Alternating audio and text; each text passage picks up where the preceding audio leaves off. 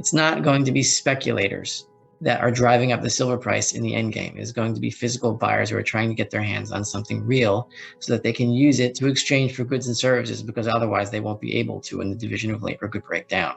And so today I'm going to try to bring you into the human action, logical reasons for why certain charts look the way they do and why they tend to predict certain things.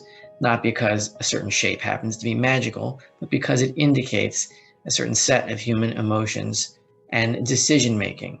This approach, I think, is especially important when everything seems to be in collapse, from stocks to Bitcoin and even to gold and silver right now. But these charts tell a different story. So let's begin. And one thing I want to point out about these earnings is their cost inflation outlook. And this company has been dealing well with the issues of consumer price inflation, which has been ravaging the planet and will surely get much worse very soon. It says here that the first quarter of 2022, the impact of inflation was below 5% of total costs.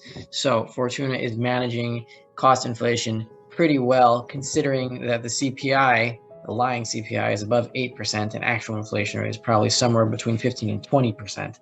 And why is that? At the Lindero mine, where diesel is the largest cost component, the effect of a rising price was partially mitigated by fuel hedges the company has in place for approximately 55% of consumption in 2022. So their fuel hedges are working. Fortuna is unhedged against silver, but it is hedged against energy, and wisely so.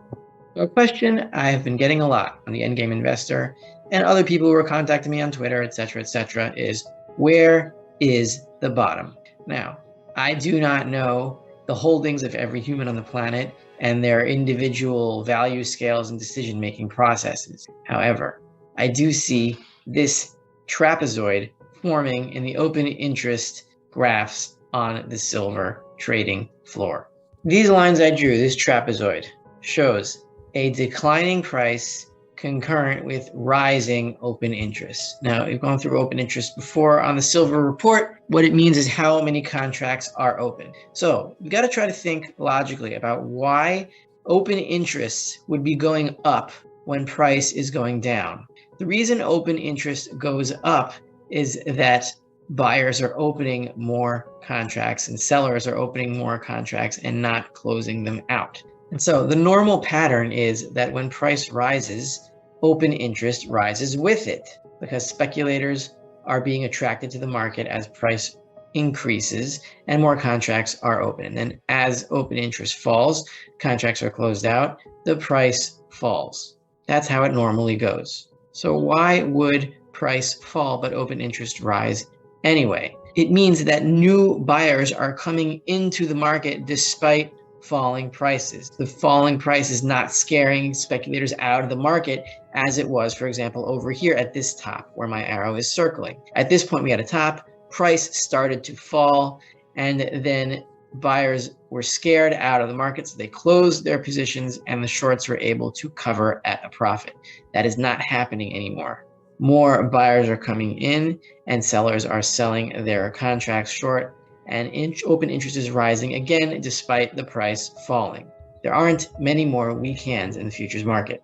This is the simple silver chart weekly in dollar terms.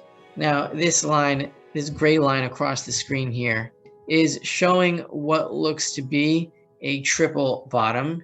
We hit it here in, looks like late September, and here just before the turn of the year. It was around 2150, and we have broken below that line just slightly over here. Now, normally, when you have a break of a double bottom there, that triggers a bunch of sell stops, because that's how people trade generally. They have sell stops at double bottoms, and when they are triggered, everything gets sold, and those positions get freed up, and price temporarily collapses. Except we've crossed this line, and we've broken it, but there has not been a waterfall decline through it.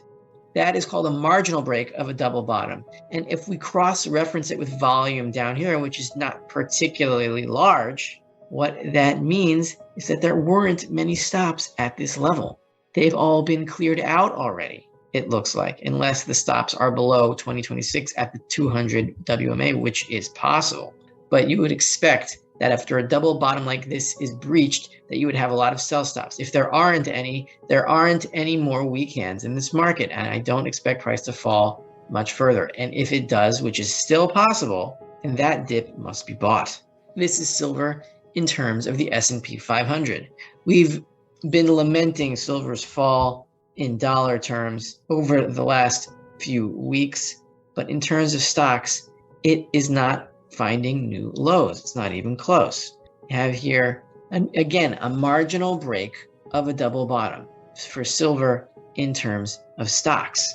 That happened at the turn of the year, and we're not close to it anymore, which means that as silver is falling, stocks are falling too. Everything is falling together because there seems to be the beginnings of another liquidity crisis. And when that happens, the Fed eventually has no choice but to print more dollars. And when that happens, silver explodes higher.